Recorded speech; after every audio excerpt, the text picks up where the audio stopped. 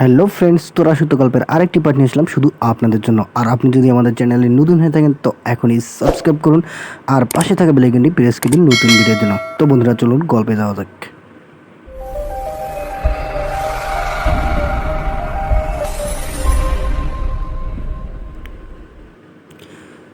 একটু একটু তো দিতেই হয়, তোমার বোন বলে কথা। আমার বিয়ানজি দাঁত কেলি বলো আমান। আচ্ছা হয়েছে, এবার যাও। যাচ্ছি, রেডি হয়ে আসছি। ওকে ওকে, ঠিক আছে। আমান রেডি হয়ে রূপসাদের বাড়ি যাওয়ার জন্য বের হয়।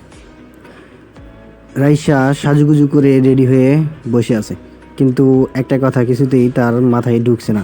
তাকে নিয়ে যাবে কে? আপু? না, আপু তো একা আসবে না। তাহলে হয়তো বাড়ির ড্রাইভারকে পাঠাবে। দূর, যেই পাঠাক, আমার দেখার বিষয় না। আমার আপুর কাছে যেতে পারলেই হলো, ব্যাস। রাইসা বসে ওয়েট করছে। এমন সময় দরজায় কেউ বেল বাজায়। রাইসার মা বলে উঠল, রাইসা দেখ তো কে এসেছে। কে আবার হবে মা? নিশ্চয়ই আপু ওদের ড্রাইভারকে পাঠিয়েছে আমাকে নিয়ে যেতে। আচ্ছা আগে গিয়ে দেখবি তো নাকি? ওকে ওকে, যাচ্ছে বাবা। রাইসা পরিপাটি হয়ে গিয়ে দরজাটা খুলতেই চমকে ওঠে। আপনি? তো অন্য কারোর আসার কথা ছিল নাকি? আপনি আবার ফালতু কথা শুরু করে দিয়েছেন। ওই দিনও আপনার জন্য আমার মায়ের কাছে বকা শুনতে হলো। আজও যদি শুনি তো আমাকে আপনি কি গুলি করে দেব? আমান রাইসের কথা শুনে হো হো করে হেসে দেয়। গুলি করলে তোমাকে এখন থেকে নিয়ে যাব। কে শুনি? এত কিছু জানি না। আর আমি কি আপনার সাথে যাব নাকি? ইয়েস ম্যাম, আপনাকে নিতেই আমি এসেছি। বাই দ্য ওয়ে, আপনি রেডি তো? না হলে ঝটপট রেডি হয়ে নিন। আমি বেশিক্ষণ ওয়েট করতে পারবো না। আমি যাব না আপনার সাথে, ব্যাস। ওকে ফাইন, তাহলে আমি গেলাম, টাটা।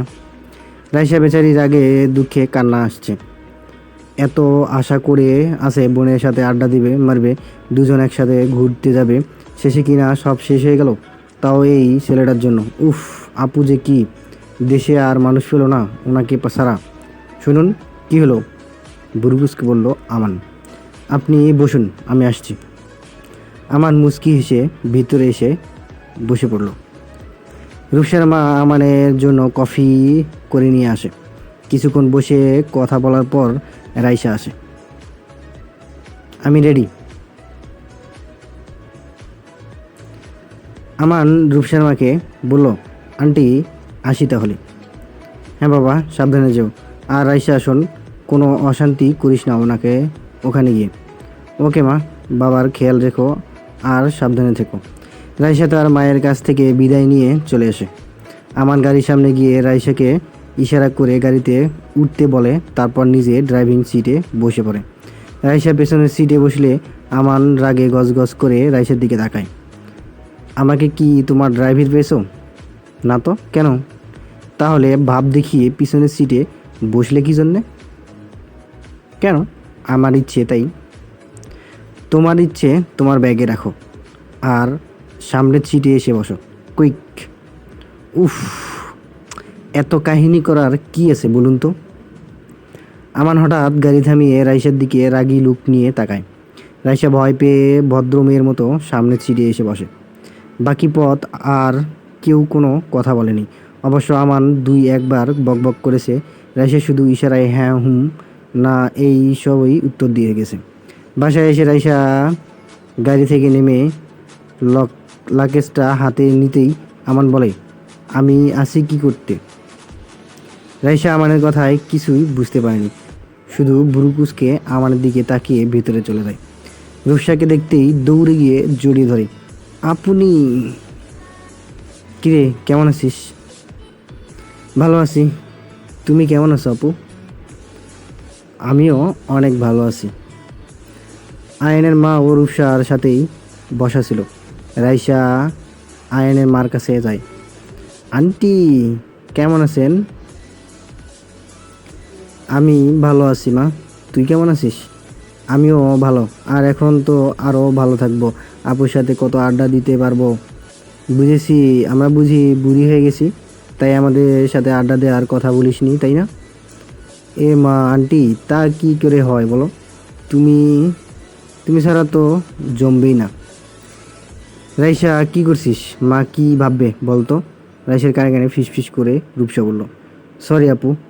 কি হয়েছে রূপসা? আসলে মা, আপনি ওর কথায় কিছু মনে করবেন না। ও এমনই, সবাইকে জ্বালিয়ে মারে, আবার খুব সহজে আপনও করে নেয়। হা হা হা। এই জন্যই তো রাইসার সাথে আড্ডা দিতে চাই। আয়নের মার কথায় রূপসা রাইসা দুজনেই হেসে দেয়। রাইসা ফ্রেশ হয়ে আয় তুই। ওকে আপু। রূপসা রাইসাকে নিয়ে চলে যায়। কিছুক্ষণ পর ফ্রেশ হয়ে এসে রাইসা লাকেজটা খুঁজতে থাকে। আমার লাকেজটা কই গেল? আরে আমান বোধ হয় কোথাও রেখেছে, দাঁড়া আমি জিজ্ঞেস করে আসি। রূপসা আমানকে জিজ্ঞেস করতেই আমান বলে, পাশের গেস্ট রুমে রেখে আসছি, ও তো ওখানেই থাকবে। হ্যাঁ, ভালো করছো, আমি রাখতাম। হুম। রূপসা রাইসাকে নিয়ে গেস্ট রুমে দিয়ে আসে। কিছু লাগলে ডাকিস কেমন? আমি পাশের রুমেই আছি, তুই বরং বিশ্রাম কর, রাতে গল্প করতে পারবো, সমস্যা নেই। ওকে আপু। জার্নি করে আসায় অনেকটা ক্লান্ত লাগছে। দরজাটা চাপিয়ে বিছানায় গায়ে এলিয়ে দেয় রাইসা। চোখ বন্ধ করে কিছুক্ষণ থাকে। রাইসার রুমের পাশেই রূপসার রুম, তার সাথেই আমানের। কিছুক্ষণ ল্যাপটপ নিয়ে ঘাটাঘাটি করে আমান ল্যাপটপটা বন্ধ করে রাখে। আমান টি শার্টটা গায়ে জড়িয়ে রুম থেকে বের হয়। উদ্দেশ্য, এখন সে বন্ধুদের সাথে আড্ডা দিবে। রাইসার রুমের পাশ দিয়ে যেতেই খেয়াল করলো দরজাটা একটু ফাঁকা, হয়তো ভেতর থেকে লক করা নেই তাই। আমান ভাবলো একবার উকি দিয়ে দেখবে ওকে। না, কারো রুমে এভাবে উকি মারাটা ঠিক নিতান্তই অভদ্রতা। কিন্তু মনকে কি আর মানানো যায়? ইচ্ছে তো করছে একটু দেখতে।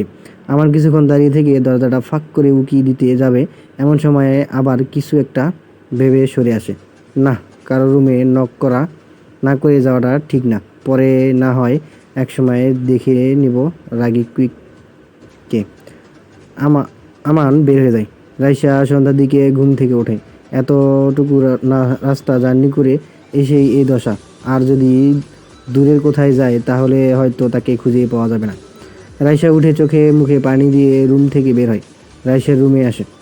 আপু, তুই উঠে গেছিস? আয় বস, আমি বরং কফি বানিয়ে আনি তোর জন্য, কেমন? ওকে আপু। রূপসা কফি বানাতে চলে যায় আর রাইসা ঘুরে ঘুরে রূপসার রুমটা দেখতে থাকে। তারপর বেলকনির দিকে যায়। বাহ, বেলকনিটা তো অসাধারণ। সাইডে কি সুন্দর ফুল লাগানো, কতটা পরিপাটি দেখাচ্ছে। কিছুক্ষণ পর রূপসা দুইটা কফি নিয়ে আসে। রাইসা কোথায় গেলি? রাইসা বেলকনি থেকে জবাব দেয়, তোমার বেলকনিতে। রূপসা মুচকি হেসে কফি দুটো নিয়ে বেলকনিতে যায়। একটা রাইসার হাতে দিয়ে অপরটা নিজে রাখে। দুজনেই গল্প করতে করতে কফিটা শেষ করে। আপু, ভাইয়া কখন আসে? ওনার কোনো ঠিক নেই, কাল তো 9টার দিকে আসছে, আজ না জানি কখন সময় আসে। আপু, আজ তুমি আমার সাথে থাকবে প্লিজ? আচ্ছা বাবা, থাকবো। ভাইয়া কিছু বলবে না তো? আরে ধুর, কি বলবে আবার। ওকে। জমিয়ে আড্ডা মারবাজ। ঘণ্টাখানেক পর আয়ান আসে। রূপসা গিয়ে আয়নের জন্য শরবত বানিয়ে আনে। আয়ান ফ্রেশ হয়ে আসলে রূপসা শরবতটা আয়নের কাছে নিয়ে যায়। কি এটা? শরবত, খেয়ে নিন। আমি তোমাকে বলেছি। আপনি কেন বলবেন? আমি তো বানিয়ে আনলাম, কথা না বাড়িয়ে খেয়ে নিন। রূপসা এক প্রকার জোর করে আয়নের হাতে গ্লাসটা ধরিয়ে দেয়। রেস্ট করুন আপনি, আমি একটু আসছি। আয়ন কিছু না বলে বিছানায় গা এলিয়ে দেয়। রাতে রূপসা আর আয়শা। হ্যাঁ আপু, বলো।